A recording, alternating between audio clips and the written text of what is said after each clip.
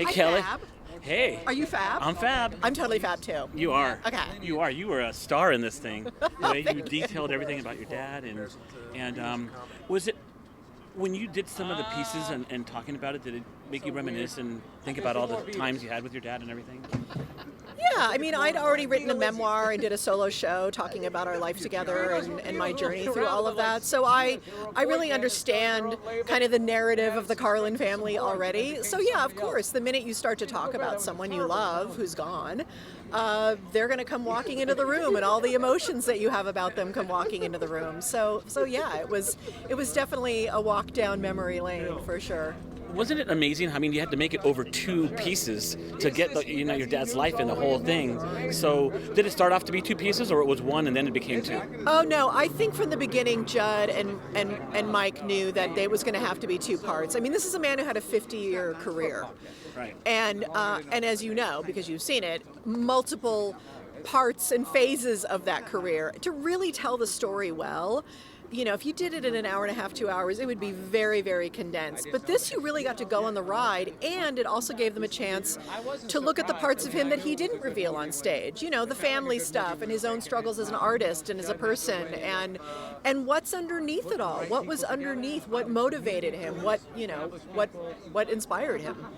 To me, George, I made so many references all the time to George's comedy, like about bacteria, viruses, God.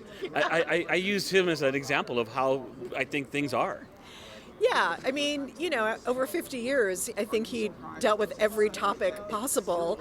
And I remember hearing, I think it was Jerry Seinfeld who talked about, other comics would be hanging out together and someone would put out a bit, what about peanut butter? Oh no, Carlin did it already.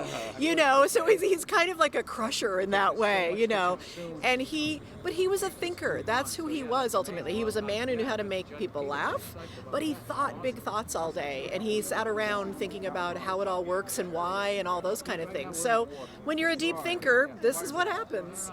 Deep thinker. Did he ever get tested for his? I personally think he's a total genius. So I do not know if he ever got tested. That's a great question. Right? I want to know. I wonder if he's like 175, 165. Yeah, I don't know. That's a good question. Okay.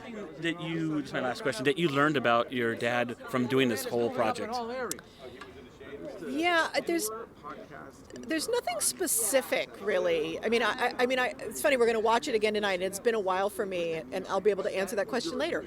Come find me. But I think really one of the things I asked Judd when we first talked about him coming onto the project is I do want to learn something new about my father. And really what was revealed more than anything is they found so much archival stuff where he was like having interviews and conversations with college students and journalists and all these kind of things.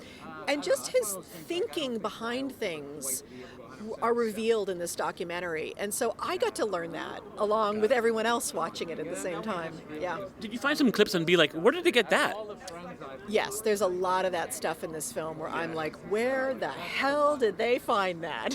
Like, there's one early on with my mom and dad on this like talk show together from the 60s. Had no idea. Floored when I saw it. Absolutely floored. Yeah. Great talking to you. You did a magnificent job on it. Oh, thank you. Well, thank you. I appreciate it. Well, you're the daughter, but still, you have to do it right, and you did. Thank you. I really appreciate that. You're welcome.